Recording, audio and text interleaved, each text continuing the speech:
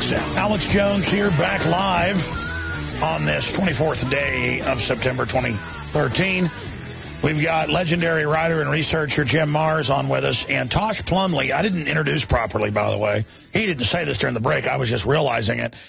He is one of the incredibly interesting people that testified in '77 before Congressman Frank Church's committee and his select committee on intelligence activities. One of the few times the whole underbelly of the system got blown wide open.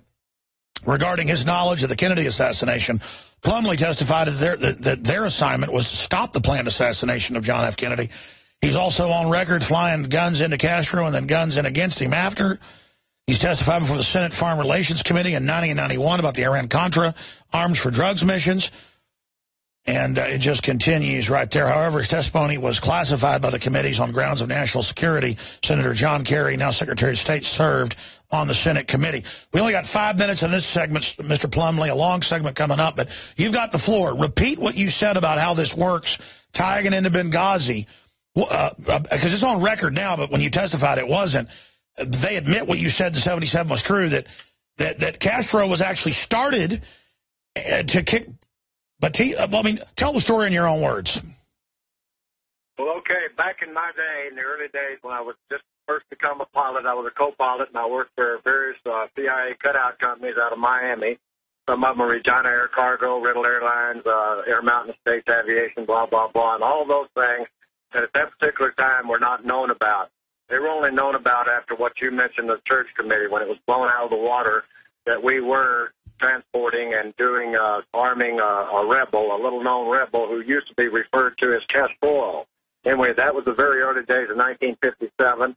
When the rebels came out of the Sierra Madre, they went in and with the help of the M-26-7, Cuban underground, the students of the University of Havana, eventually Batista was overthrown. During that time, we flew many, many guns out of Miami, South Florida, and other places into Cuba in support of Castro. United Fruit was involved in that. Weiland of the State Department was involved in that. Guns were being funneled from private sources as well as government sources in to fund him. At the same time, because of the American OAS treaties, we were required by law, because Batista was a sovereign government, and we were required to fund him the necessary weaponry to eradicate that Cuban rebel that was running around in the mountains of Castro. That was my first influence of gun running. That was before the big drug deal. Later, years later, a lot of us guys that were picked up in that through flight plans, fuel receipts, different companies that were later proved to be associated with various agencies of the government were required to testify. Some of these people were actually assassinated. Some of them were put in jail for a long time. I decided to go public before the fact, in order to protect myself. That was